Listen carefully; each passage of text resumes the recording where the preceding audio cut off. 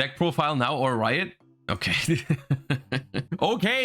Okay. I played the German Open yesterday. After some thoughts on Saturday, I decided to play Paleozoics at the biggest regional that Germany has. It was over 500 players. There's a few factors that lead to this, okay? Long story short is that because I don't have to try hard this season for a multitude of reasons, I'm really enjoying myself just like playing what I like and being on some copium. These are the type of things as a competitive Yu-Gi-Oh player, I don't get to do this very often. Right? Like when there's a YCS coming up, when I'm testing for bigger tournaments, when I'm collecting worlds points in the current season, because A, we don't have YCSs in Europe, and B, I'm already qualified for Master Duel Worlds because we won last year, so I don't have to collect worlds points. It has just led to me being able to do whatever the hell I want at regionals and that kind of stuff, right? And so I brought the Striker Snake Eye last week, and for this week, I sat down and I was like, I was having so much fun with Paleozoics in Master Duel the last couple weeks that I decided, hey, you know what? I'm just gonna see if it works, because I very often have this feeling in Yu-Gi-Oh that a lot of decks go underexplored. It's kind of a paradox situation where the community thinks something is bad, so no one really plays it, so it doesn't get improved. People don't even try it, especially the players that would be able to maybe perform with it, like the good players, they don't play those kind of decks, right? And so what I'm trying to say is I wasn't sure if this was going to work, but the only way to find out was to basically try it. I decided to just play it and see how it goes. It actually didn't go all too bad. If you've been following on Twitter, I've been giving updates as usual when I go to regionals. We went 9 rounds of Swiss because it was over 500 players. I went 6 wins, 1 draw, 2 losses, which is unironically more than I expected. Obviously, I didn't win the tournament because I played Paleozoics and all the cards on this image were in my deck. I'll show you in a second. I lost to, what was it? Voiceless Voice? That was a feature match as well. And I lost to Runic Stun because I got DD dynamited with like a minute left for 7,000 damage. And I was like, okay, well, that's game probably. They got the DD dynamite ready. The craziest thing about this, I thought I was unlucky at my regional with Snake Eye Sky Striker because I only won 2 dice rolls. Yesterday, I only won 1. The universe is plotting against the content because if I had won a couple more dice rolls, who knows what could have happened. Considering all these things, I'm honestly not unhappy at all with how this went. Also, I had a lot of fun, which was obviously the main purpose. I'll show you the deck. However, I will preface this with one large reason why I was winning a lot of these games was because my opponents had no idea what the hell was going on. It's been so long since Paleozoics have been relevant that I don't think a single one of my opponents knew what they did. I activate a Paleo, they asked me what does that one do. I felt old, man. What the hell are you asking me what Morella does for? I activate Olenoids, they pick it up and read it. I'm like, ah. Anyways, so one big thing that happened, and that was one of the reasons why I was winning a lot of these games, was that people didn't realize that you can stop Paleos from coming out of the graveyard with chain blocking them. There was at least 2 or 3 of my opponents that if they had chain blocked my Paleos properly, I would not be winning those games. That is obviously one of the advantages if you play a deck that people are not aware of or don't have practice against. But still, I want to preface this result with saying that had I had some opponents that knew better how to play against this deck, they would have had a much easier time beating it. Anyways, I'll still go into the thought process and why I played the cards that I played. It's 54 cards. I jokingly said for consistency reasons. The real reason in Master Duel we've been playing 60 cards because of grass. Grass is not legal in the TCG, so you technically have no reason to play this many cards. I still did for a couple of reasons that I'll show you during the deck profile. But yeah, it was this beautiful double sleeve 54 card banger of a deck that I played yesterday. Okay, so for the monsters, we played 3 Backjacks and 1 Iberia. That's it. It's 4. Obviously, Backjack is great if you mill it and with the Fiend Griefing. There's a couple cool things you can do with Iberia, which is why I really wanted to play it, and I'll show you those in a second. Spell cards, we actually have quite a few. We have a couple of power spells. We have Pot of Desires at 3. This is the main reason why I'm playing over 50 cards, is because you use Trap Trick a lot. You copy it with Transaction Rollback a lot. It can really matter in the long run when you banish like 2 of the same trap. It can be annoying and you run out of certain paleos, like Leoncolia specifically is the most important paleo now with Transaction Rollback, which is why I wanted to minimize the odds of banishing all of them. And you also don't want to draw a lot of these cards in multiple. So I felt okay going over 40 by quite a bit. I played 3 Trap Tantalizing Tune. This card is trade in for trap cards, which is really nice for setting up your graveyard. It's really weak into Ash, but you have to take some risks with this deck, I feel like. The graveyard effect is actually also relevant. You can banish it from the grave, then target a banished normal trap and place it on the bottom of the deck. Basically, if you Trap Trick for a certain trap, you banish one, get the other one on the field, and then if you put the trap from the banished back to the bottom, you have 2 in the deck again to Trap Trick for that trap again, which is pretty cool. You can recycle Transaction Rollbacks, put it back to the bottom so you can get it with another Morella if you run out. And then I played a little bit of a goofy card. I played Time Tearing Morganite, because the idea is obviously you don't play hand traps and you drag the game out for a long time. So if you activate Morganite early, you actually get a lot of mileage out of stalling the game out, which was an idea that I wanted to try. And this card was surprisingly decent. I've played against 3 brandeds and I have not lost to 1. I beat 2 brandeds and I drew against 1 branded. And I do believe the only reason why this deck was able to outgrind branded was this card. Like the fact that I drew 2 cards every turn, because it's really easy for this deck to make your opponent unable to attack you or kill your stuff. I beat Fire King Snake Eyes with it because I was able to outgrind them as well, which was crazy. They went first full combo, including Deco Talk Heat Soul. So they had full end board, 5 cards in hand. I beat them anyways. One reasoning, this card's at 3 in Master Duel, but only at 1 in the TCG. It mills a lot of cards. It gives you one of these 2. Even if they call 1, which is what people do after they see your deck most of the time. Even if this goes into the graveyard, you don't care. And then one thing that we do have that we don't have in Master Duel is Card of Demise, which whenever I drew this card, I did win. Those are our power spells, and even if it's 54 cards, we still have a good chance of seeing some of them. And now we get to the fun part, because this is 15 cards. We play 54, so now we have 39 trap cards. Let's go. Rollback is the card that makes the entire deck function. We don't have to talk about why this card is completely nuts, and it has crazy synergy because it makes Morella and Leoncolia actually your best paleos now. All of the Paleozoics are outdated in terms of power level, but because of Transaction Rollback, these 2 actually feel like good cards again. Morella, send rollback, copy another trap in your graveyard, then you can Leoncolia back the rollback over and over and over again. Like, there is some crazy stuff you can do with rollback. It's really fun. Rollback always halves your life points, which makes it so that you basically have to side it out if it's getting closer to time, which is a big downside of this deck. This deck is really, really slow. I cannot emphasize enough how slow this deck is. It's definitely got huge issues with timeout. What's the lowest LP you've been at? I think like 13. You still have to play more paleos, obviously. Allinoids is like, I would say, the next best one because it's just easy spell trap removal. That's pretty good in a lot of matchups. Canadia is all right. Just Book of Moon. Dynamishes is technically really good removal, but the fact that you have to discard is not very good. You have to play these. You need a certain number of paleos in your deck. The other trap cards you can kind of divide into different categories. We have some cards that help you set up, which is Needlebug's Nest. Just mill 5 cards, bring back a paleo because it's a normal trap card. Tons of valuable things we can hit. We have paleos, we have rollback, we have backjack. Trap Tantalizing Tune is not a terrible hit. We have some other stuff that we can hit. Card is pretty good. We have Fiend Griefing, which is like a mix between, it's a little interruption for your opponent. You bring back a paleo, you get backjack, you look at the top 3 to get another trap. So this card gives you 2 trap activations, which gives you 2 paleos. You can put the best trap card to the top of your deck, backjack for it, disrupt your opponent with it, and then you can also arrange your next draw basically, or your next 2 draws with Morganite, so you know what's gonna happen next turn, right? That's pretty useful. Trap Trick is probably the best card in the deck because it makes it so you can get any trap that you need, anything that's missing, and most importantly, rollback in the graveyard to copy a trap card does not allow you to bring back a Paleozoic. If you copy Trap Trick though, that does give you a trap on the field that you can activate. Then we have another goofy ass card, which is Accumulated Fortune. Accumulated Fortune?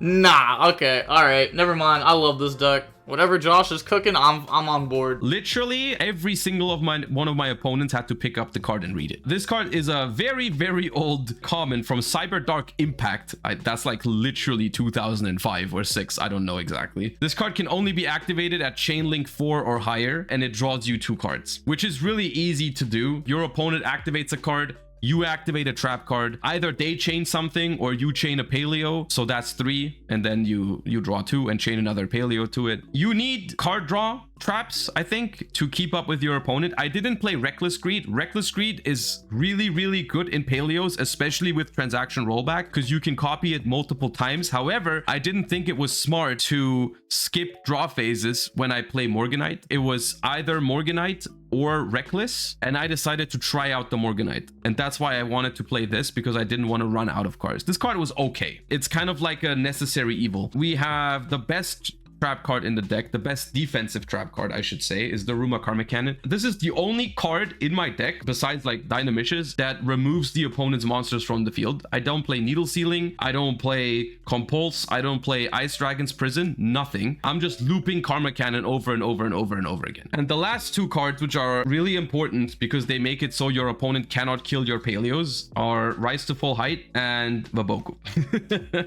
The protection engine, right? Because your Paleozoics are all unaffected by monsters and no one really plays spell trap removal. You basically make it impossible for your opponent to get rid of your Paleos or kill you. Rise to Full Height is a trap card that on field, it just doubles the defense of a monster. That doesn't matter, but you can activate it to bring back a Paleo. You banish it from the graveyard to target one of your monsters, and this turn your opponent can only attack that monster. They cannot attack other monsters and they cannot attack directly. So once that monster is gone, they cannot attack anymore. I switched to Vaboku. This was Aegis of the Dragon Lord, which I was playing in Master Duel. I realized that I think Vaboku is better because Vaboku also protects Opabinia. Vaboku also allows you to crash on your turn without taking damage to Zeus. That's the entire deck. So the plan is just to grind with every single deck. You have no fast victories with this deck. It doesn't happen. You load up your graveyard with Paleozoics. You stall your opponent out with Karma Cannon, Rice, and Vaboku. On your turn, you go into your extra deck, which is all unaffected by your opponent's monsters, so it's really hard to interact with. Can't affect Veiler, can't Ash any of the monsters, can't get Nibiru'd. The only thing that they can technically use is Imperm, which also brings back your Paleos. For the extra deck, oh, I dropped my entire side deck. That's great.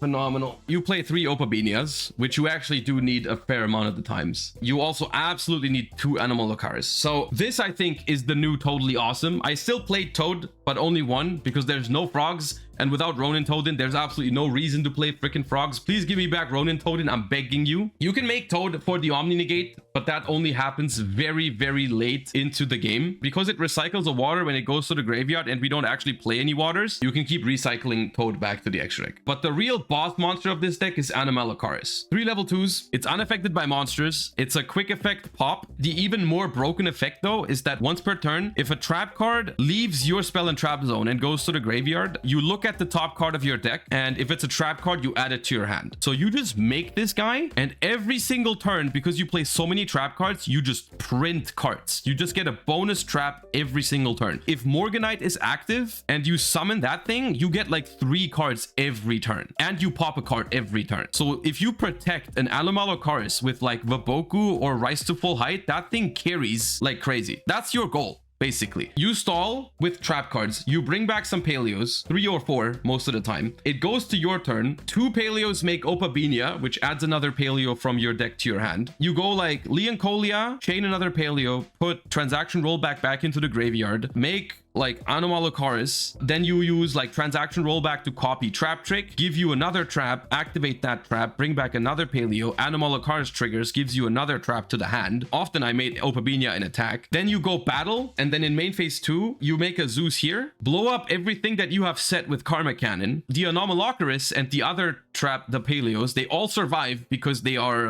unaffected by monsters. And if you have 2 more Paleos, you can even make Toad. So that's like the state that you're trying to get into, right? You grind for very long until you get there, but if you do that at any point, the game basically ends because you blow up your opponent's entire board. You have a pop, a negate, a Zeus, and this just prints more trap cards, more rollbacks in the graveyard, Rise to Full Height in the graveyard to make sure they can't attack anything, right? That's the basic thing you're trying to do. The deck actually has a win condition. I know it's hard to spot and it takes a while until you get there, but that's what you do, right? That's how you deal with your opponent's stuff. We have some utility stuff as well. We have this thing, which I never really made. I don't actually actually think you need that, but it's technically there for some Zeus lines. You have Gigantic Sprite, which is really important. I'll show you in a second why the Gigantic is really cool. You have Downerd, Typhon, and you have 2 Zeus. You definitely need to. For the Link monsters, you play the Paleo Link. One of the biggest problems with the Paleo Link is that it needs 2 Paleos, and the Paleos get banished when they hit the graveyard. That's why you would rather overlay with them. But one cool interaction in this deck specifically is because Karma Cannon flips your Paleos face down. If you flip them back up, they actually do go to the graveyard. So in those situations, you can actually make this guy. We have an SP Little Knight and a Linkaribo. The Linkaribo is to be able to get Backjack into the graveyard immediately, and SP Little Knight is for one specific combo that I'm going to show you in a second. You can't make SP with the Paleo monsters because they are vanillas. So one thing I noticed during testing, because obviously all the hand traps are really bad against this deck, except for, like, you can technically use Imperm. A scenario that happened very frequently to me, I would start my turn with 2 Paleos on the board. Whatever else happened doesn't really matter. And I go for Opabinia, and I activate the effect of Opabinia. My opponent Imperms it. You detach Opabinia, they Imperm it, you chain the Paleo, you bring it back again. The question is, what do you do in this situation? And I figured out one cool thing to do would be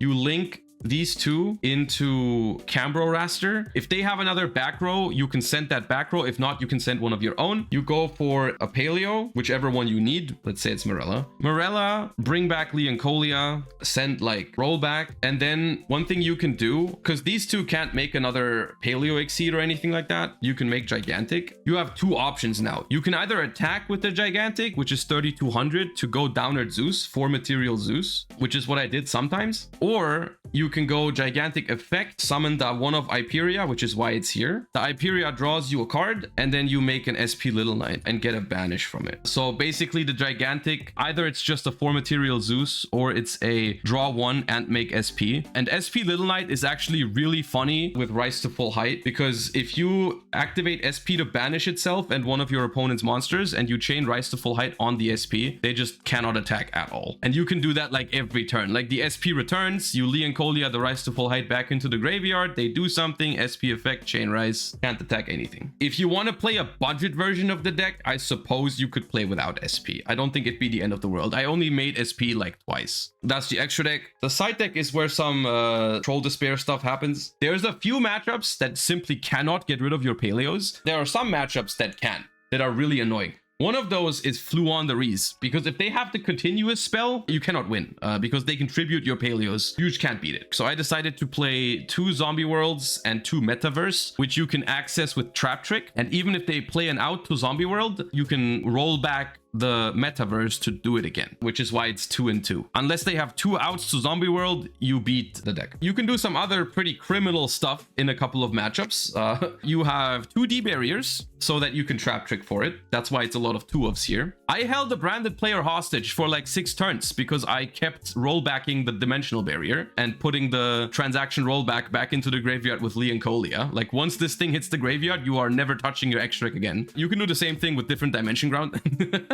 I never did this. I didn't play against that many fire decks, and it didn't happen in those games. One card that I actually thought was really cool, it never happened, is I played Witch's Strike. This is how you beat Voiceless Voice, because that's the one thing about Voiceless Voice that's annoying. They have an Omni Negate every single turn. So what you do is you just set 5 pass, activate something that forces the Skull Guardian, they negate, you flip Witch's Strike, they lose everything, you win the game. And the cool thing about Witch's Strike, you can copy it with transaction rollback if the activation condition is met, right? The same is true with Accumulated Fortune, by the way. It needs to be Chainlink 4 or higher with transaction rollback. And this also makes it so if you have a rollback in the graveyard and they have an Omni Negate, like against Voiceless Voice, let's say you activate a card, they chain Skull Guardian, you chain Morella, you send Witch Strike to the graveyard, the chain resolves, your card gets negated. After resolution, you can roll back the Witch Strike. The card has to be busted. Once you have these in the graveyard, they basically can't Omni Negate you at any point in the game, because if they do, you immediately blow them up. I think the idea is good. I think it's a good card. The one problem of this deck is that it is incredibly slow. It's not even this deck's fault. Your first turn takes like 10 seconds. You go set 5 pass. The problem is you are allowing your opponent to do a lot of stuff because you don't actually prevent many things, right? You have Karma Cannon, that's it. If your opponent just